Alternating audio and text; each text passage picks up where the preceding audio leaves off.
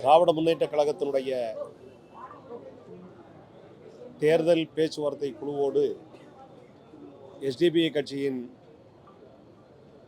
தலைமையால் தீர்மானிக்கப்பட்டிருக்கிற பேச்சுவார்த்தை குழுவான கட்சியினுடைய மாநில தலைவர் நெல்லை முபாரக், பொதுச் செயலாளர் நிசாம் முஹைதீன், கட்சியினுடைய மாநில துணைத் தலைவர் ஆசா உமர் ஃபாரூக், கட்சியினுடைய வர்த்தகர் அணியினுடைய மாநில தலைவர் அமீர் ஹம்சா உள்ளிட்ட கட்சியினுடைய 5 பேர் கொண்ட பேச்சுவார்த்தை குழு இரண்டாவது முறையாக இன்றைய தினம் பேச்சுவார்த்தையில் ஈடுபட்டோம்.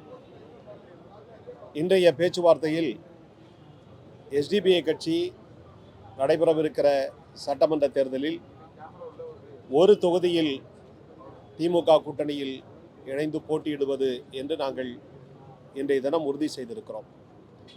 அது எந்த தொகுதி என்பதனை நாளைய தினம் திராவிட முன்னேற்ற கழகத்தினுடைய தலைவரும் முதலமைச்சருமான மு.க. ஸ்டாலின் அவர்களோடு நாளைய தினம் நடைபெறுகிற பேச்சுவார்த்தையில் அதை நாங்கள் தொகுதியை நாளை இறுதி செய்வோம். ஏற்கனவே நாங்கள் ஒரு பட்டியல் கொடுத்துருக்கிறோம். எந்த தொகுதி என்பதனை நாளைய தினம் அதில் உறுதி செய்வோம். உதயசூரியன் சின்னத்தில் போட்டியிடுவது என்று நாங்கள் முடிவு செய்திருக்கிறோம். நன்றி.